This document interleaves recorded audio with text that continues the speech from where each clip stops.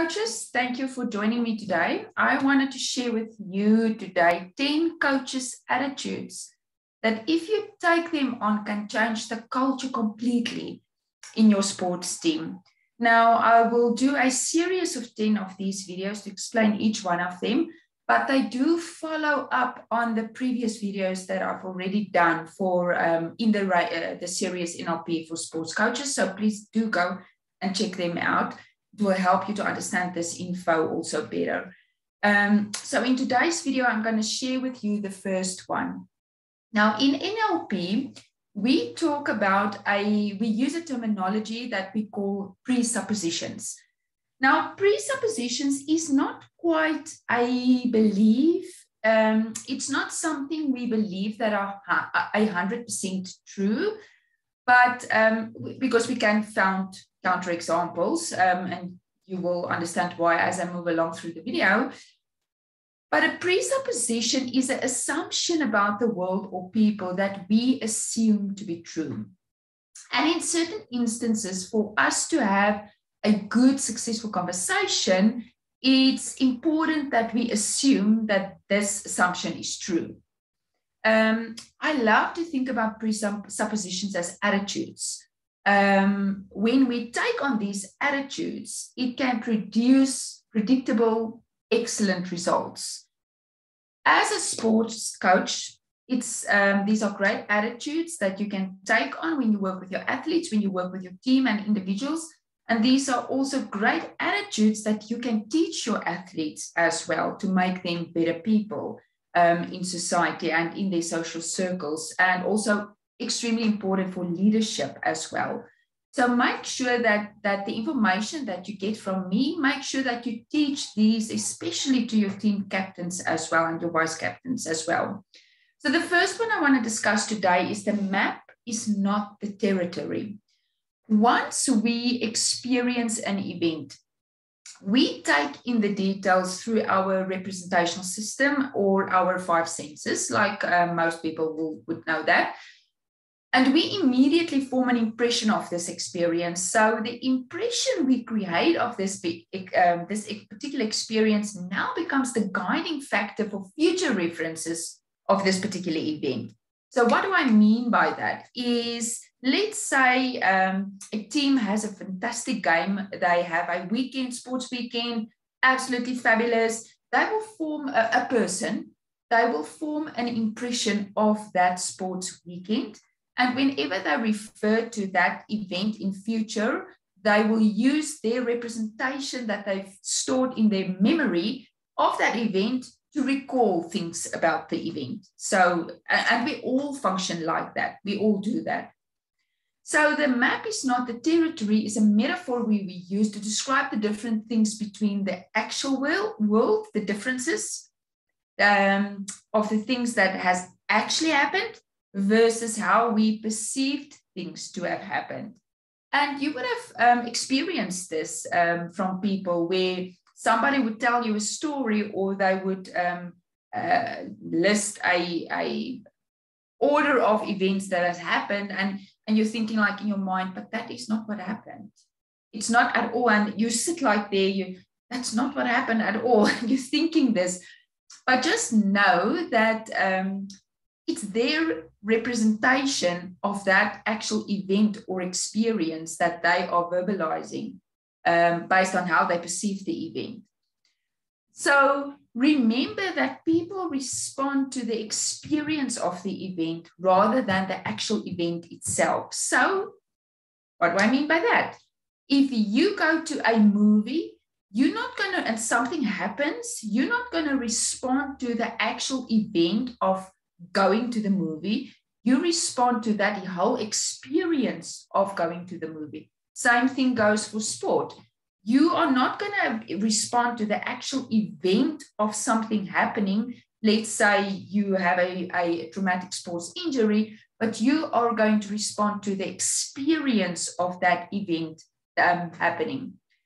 So we all see the world through our own interpretation. That's what we mean when we say the map is not the territory.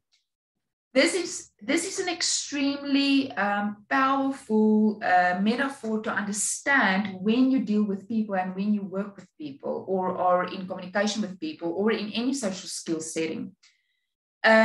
We have, each one of us have our own image of reality and we respond according to that. Now what happens is the words that we use now becomes a way of referring to that perception of reality we have in our mind. That's why it's so important to listen to the words that people use. I've said in previous videos, as we experience the world, as our brain and our mind process all of these senses from the outside, through our senses, all of these stimuli from the outside world, how we perceive things, the only way that that can come out is in the words we use. There are things around our behavior and stuff like that, but mainly how we experience our world, how we perceive events and experiences will come out in the language that we use. Our model of the world, and why this is so important, is because our model of the world has more influence on the actual world than we think. So if we understand this, we can now, sitting on what we call the course side, we are now proactive people as opposed to, just being a victim or just being not active enough or not respond to things. Now we are, you can cultivate a culture of proactiveness in your team. And because many times you would have asked the question, why are certain people just so proactive with everything? It's because of this whole concept that they understand that their perception of the world is much more impactful than the actual reality itself. I hope that makes sense. So the impression we carry of an event is not the actual event, the actual record of the event itself. It's just how our brains are put together. Whenever we process information, we will always distort, delete, or generalize information because our brain cannot deal with a million bits of information that come our way and all of the stimuli throughout the day. And that is what we mean in NLP when we say our perception of the event is not the actual event. So each person and each athlete in your team has their own map of their territory. Territory, in other words, the experiences of a particular event, whether it is a personal thing, whether it's something in the team, each athlete has their own map of this territory where they operate in. Think about it this way. If you had to give everybody a piece of paper and you tell them, here is an area outside, now draw out a map of this area, every single person's map is going to look different and you can look at it the same way. When you communicate with people or when you communicate with athletes, how that can help you is when you use this metaphor and when you use this thinking or when you go into a conversation with this attitude, is to understand that every single person in front of you can interpret an event different. They can interpret actually what you're saying also different. And you have to make provision for that.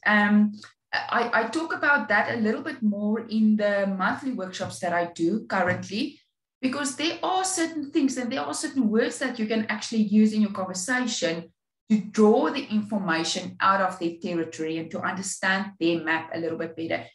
When I say you have to make provision for that in your conversation, it doesn't mean that you have to accommodate them. Probably not the right word to use, but it doesn't mean that you have to allow certain things or accommodate everything. It's just about understanding the words that they use and you coming back with other words to elicit more information, to understand their territory better.